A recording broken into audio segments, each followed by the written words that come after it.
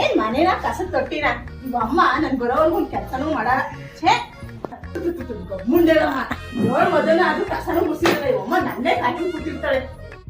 ನಾವ್ 7 ಮಧ್ಯಾಹ್ನ ಆಯ್ತು ಕಸ ಗೀಸ ಮುಗಿಸ್ಕೊಳತ್ತಾನೆ. ಮತ್ತೆ ಕೆಲ್ಸಕ್ಕೆ ನಿನ್ನೇನಕ್ಕೆ ಇಟ್ಟಿರೋದು? ಏನ್ 50 ಸಾವಿರ ಸಂಬಳ ಕೊಡ್ತೀಯಾ? 6 ಗಂಟೆಗೆ ಬಂದ್ ಕೂತ್ಕೊಳ್ಳಕ್ಕೆ ಕೊಡ 5 ಸಾವಿರಕ್ಕೆ ಇಷ್ಟ್ ಗಂಟೆಗೆ ಬರಕ್ಕಾಗೋದು. ಈ ನಡುವೆ ನಿನ್ ಮಾತ್ ಜಾಸ್ತಿ ಆಯ್ತು. ಗಂಗಾ, ಬಿರಿಯಾನಿ ಬೆಳಗ್ಗೆ ಒಂದ್ ಸ್ವಲ್ಪ ಉಳ್ದೋಗೈತೆ, ಬೇಕು ಅಂದ್ರೆ ಬಾಕ್ಸ್ ಹಾಕೊಂಡು ಹೋಗ್ತೀಯಾ? ಬೇಡ, ನಾವು ತಂಗ್ಳು ಪಂಗ್ಳು ತಿನ್ನೋರಲ್ಲ. ಈಗ ತಾನೇ ಮಟನ್ ತಂದ್ ಮನೆ ಇಟ್ಟಿದೀನಿ. ಬಿಸಿ ಬಿಸಿ ಬಿರಿಯಾನಿ ಮಾಡ್ಕೊಂಡ್ ತಿನ್ನೋ ಹೋಗ್ತಾರೋ. ನಾವ್ ಬರೋದು ನಿಮ್ ಮನೆ ಪಾತ್ರೆ ತೊಳ್ದು ಮುಸುರೆ ತಿಕ್ಕಿ ಕಸ ಗುಡ್ಸಕ್ಕಷ್ಟೇ. ತಂಗ್ಳು ಪಂಗ್ಳು ತಿನ್ನಕ್ಕಲ್ಲ. ನಂದೇ ಬಟ್ಟೆ ಚೆನ್ನಾಗೇ ಐತೆ, ನಿನಗ್ ಬೇಕಾದ್ರೆ ಯೂಸ್ ಮಾಡ್ಕೊಂತೀಯಾ? ಬೇಡ ಬೇಡ, ನಾವು ಬೇರೆ ಬಟ್ಟೆ ಎಲ್ಲ ಹಾಕೋಣಲ್ಲ. ಬೇರೆ ಬಟ್ಟೆ ಹಾಕೊಂಡ್ರೆ ದರಿದ್ರೋಗ್ತದೆ. ಅಲ್ಲ, ಏನ್ ಅನ್ಕೊಂಡಿದ್ದೀರಾ ನೀವ್ ನನ್ನ? ಮನೆ ಕೆಲ್ಸದೋಳು ಅಂದ್ರೆ ಬಟ್ಟೆ ಇಲ್ದೋಳು ಅನ್ಕೊಂಡಿದ್ದೀರಾ? ಇದು ಯೂನಿಫಾರ್ಮ್ ಇದ್ದಂಗೆ.